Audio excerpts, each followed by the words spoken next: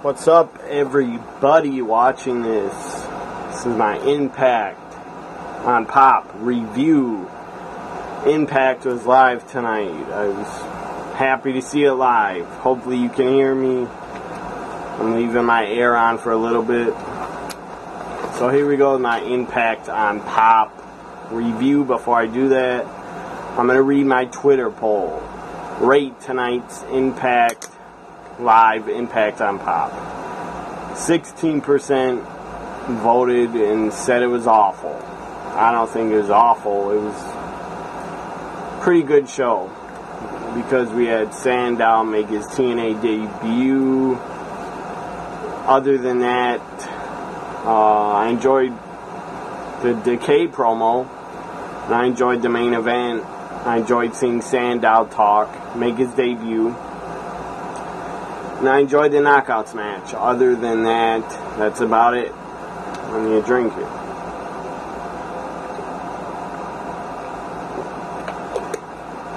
So here we go.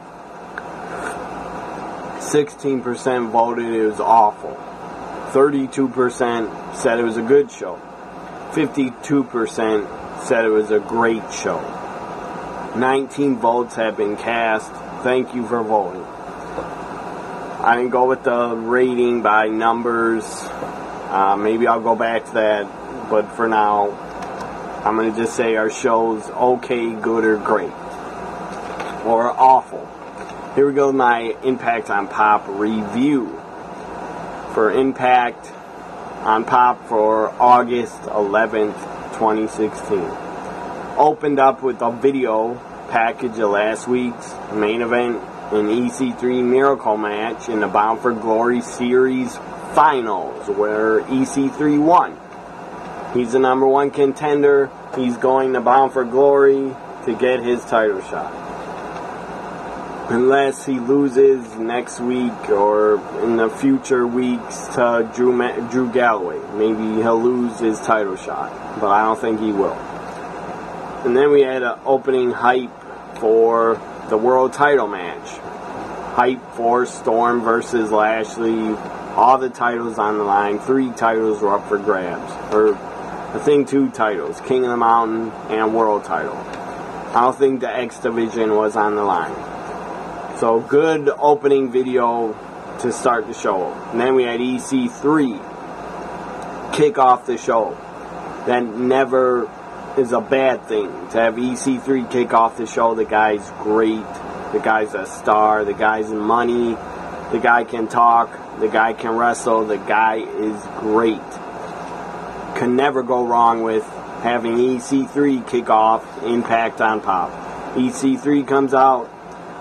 Crowd is chanting TNA, TNA in the beginning of Impact on Pop. And they also start chanting with EC3 in the ring. They start chanting Next World Champ. Next World Champ. Hopefully EC3 is the guy that defeats Lashley at Bound for Glory.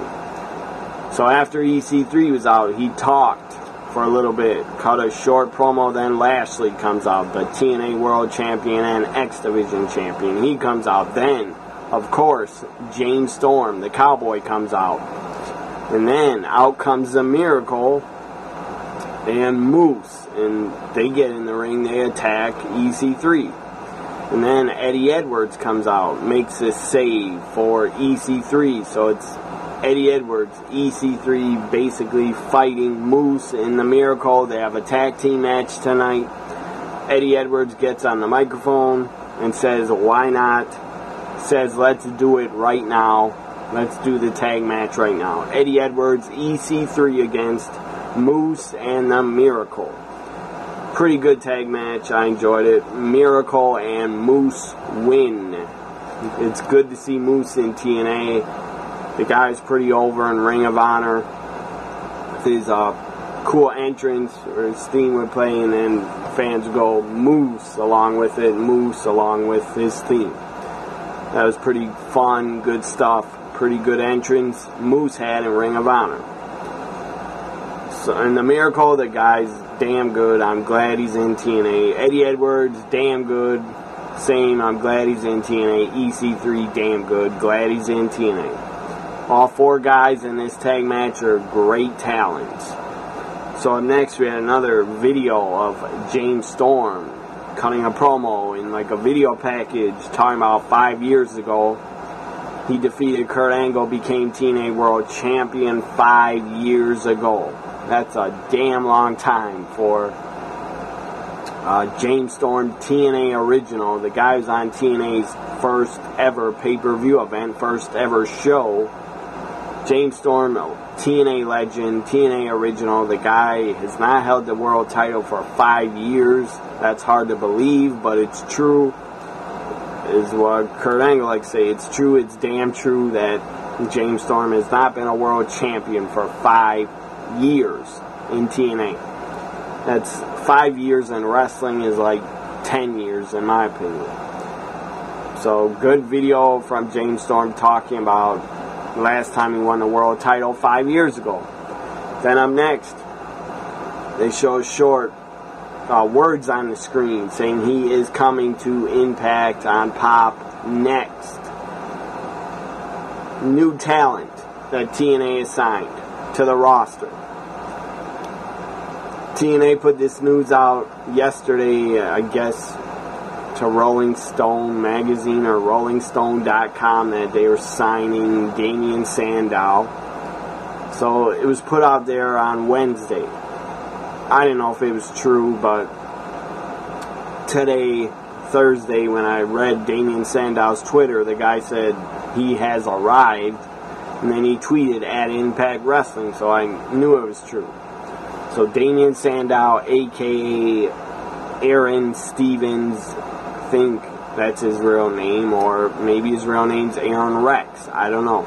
Basically, Damien Sandow, that's how we all remember him, as Damien Sandow. The guy comes out, cuts a great promo, he shoots a lot, shoots at the WWE quite a bit, it's pretty awesome. I enjoyed it. Talked about his passion for wrestling, his love for the fans, because all the wrestlers do this for the fans, and that the fans are the wrestlers' bosses, basically, and that's kind of true. Because the fans do decide if you get over or not, or if they like you. So, great, passionate promo, shoot promo from Damien Sandow, Aaron Rex. And he says he's here in Impact Wrestling, that they push guys unlike the WWE, which just picks maybe a handful of guys, maybe 5 guys or less, that they just pick to push who they want to push. Guys like Roman Reigns, Seth Rollins, Dean Ambrose, they're pushing now, and Finn Balor, they're pushing, and now they're trying to push, I guess, Dolph Ziggler. Hopefully Ziggler doesn't keep losing on SmackDown over and over. So, Aaron Rex, Damien Sandow, the guy made a great point that in Impact Wrestling, they have pushed EC3, Drew Galloway, James Storm, but he was a TNA original. And other guys, of course, a lot of former WWE superstars that have came into TNA in the past, they've gotten big pushes. Guys like Booker T, Kurt Angle, Christian, Sting, but he was a WCW guy.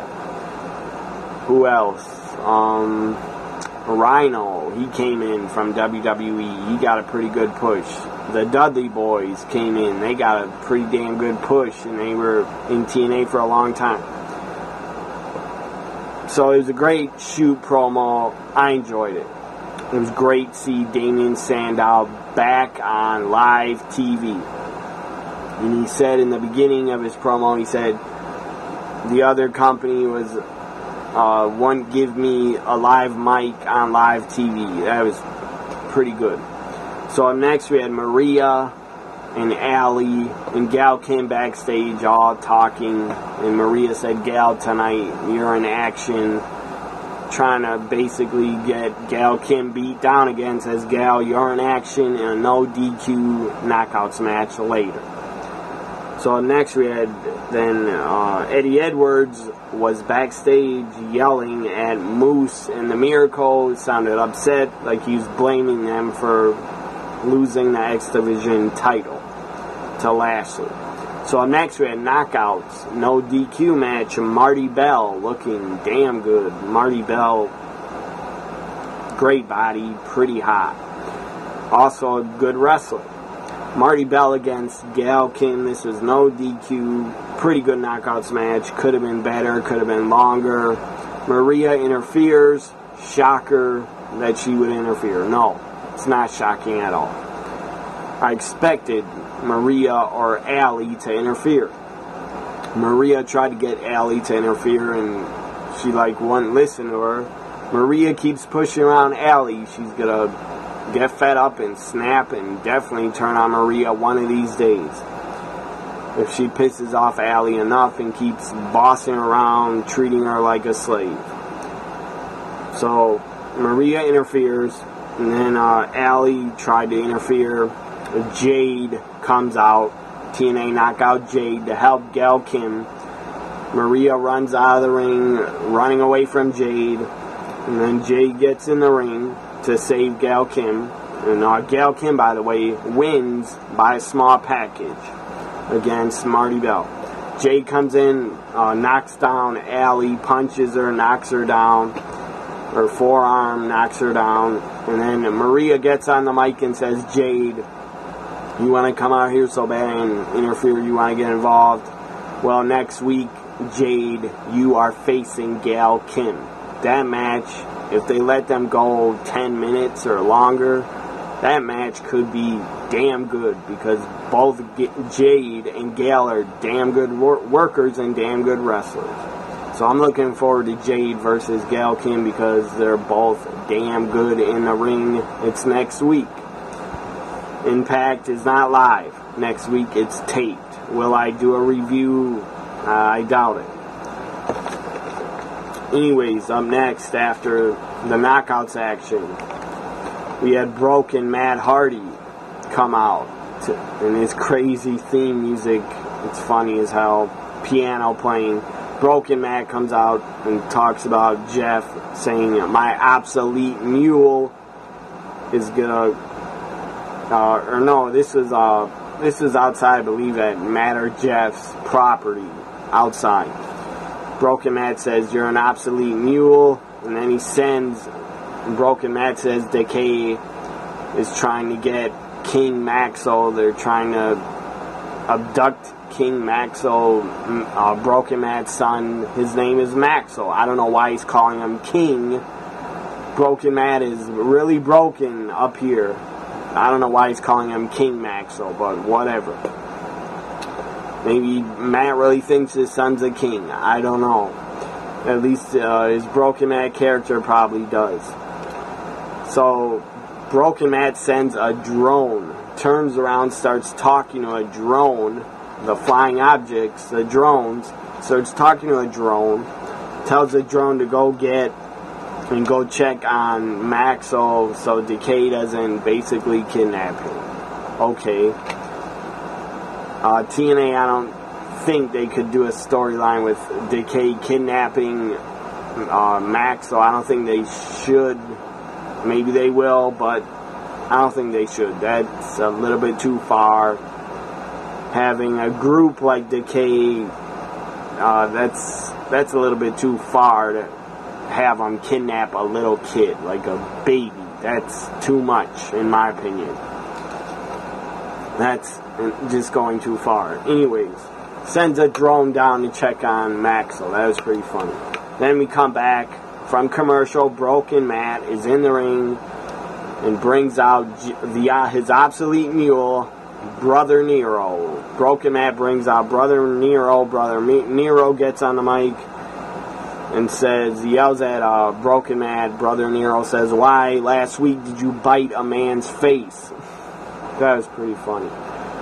And then, anyways, Brother Nero, I almost want to call him Jeff, but I'll just call him Brother Nero, starts yelling at Matt that you gotta help me, I can't do it all by myself, in a tag team match tonight. Then Al Snow comes out and starts talking to the Hardys, and then Al Snow brings out his tag team, the Tribro, whatever their name is. I don't know why I can't pronounce it. Anyways, Al Snow's team. He brings them out, and they have a tag match. Jeff Hardy does absolutely all the work. Brother Nero's doing all the work.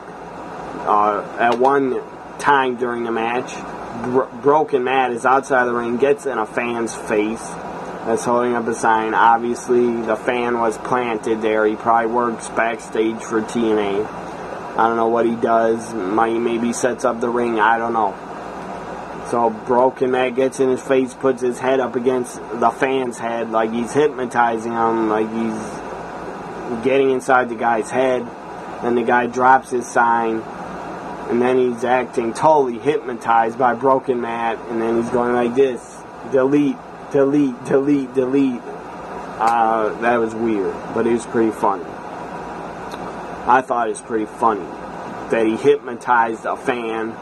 That's how crazy the Broken Matt character is, that he is now...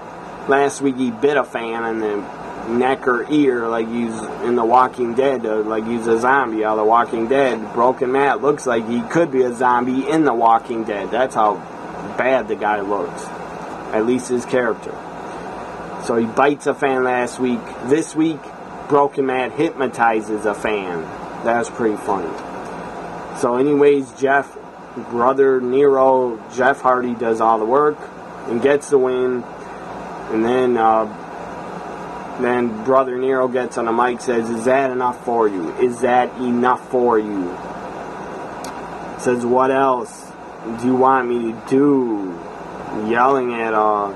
Basically yelling at Broken Matt, says, "Was that good enough for you?" And then Matt is just smiling and laughing.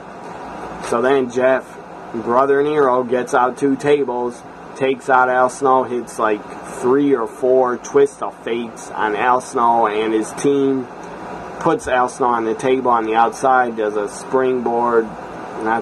but grabs on the ropes, dives over the top rope, puts Al Snow through a table, and then Jeff gets on, I think he got on the mic and said, "You want to see me go crazy," or something like that, and he does a swanton off the top, puts himself through a table on the outside of the ring.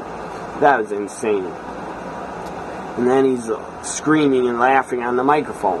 Is Jeff Hardy laying it through the smashed table? He's laughing and screaming, and then Broken Matt comes over to Brother Nero and gets in his face, and they're both laughing about it.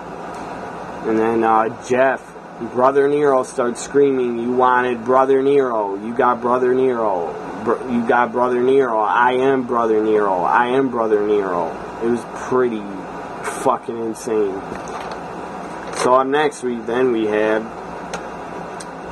keep saying on the mic, Brother Nero keeps saying, "I am Brother Nero." And the guy's laughing, and it was creepy.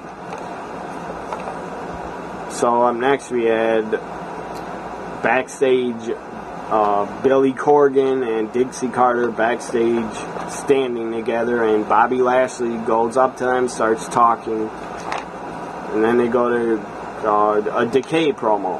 Backstage, Decay and Rosemary cutting a promo. It was fucking awesome. I love Decay as a group. I love Rosemary even more. I think she is fantastic at playing Rosemary. She's damn good, and Rosemary and Decay, they just fit, they just go together, they're a great faction. So that was a good promo from Decay and Rosemary. Rosemary talked about playing Bram last week. That was good, I enjoyed that, because I don't like Bram. So next then, we had a Drew Galloway come out to the ring, and we had a Drew Galloway promo. The guy was pissed off. The guy's angry because he lost to EC3. Drew Galloway starts challenging EC3 to come out, face him. And Drew Galloway challenges EC3 to put his Bound for Glory world title shot on the line, I think, next week or in the future. So Drew Galloway challenges EC3 to put up his Bound for Glory main event world title shot on pay-per-view. And that will happen on an Impact on Pop. I'm sure we'll see Drew versus EC3 one more time. Hopefully EC3 wins and keeps his title shot. So now the main event. Bobby Lashley against James Storm for the King of the Mountain World title and the TNA World title. It was title for title. I don't think the X Division title was on the line. If it was, that'd be stupid.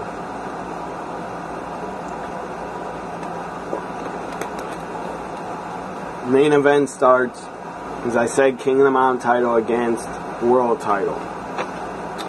Pretty good match. Right in the beginning, James Storm could have won the world title, but the referee botched.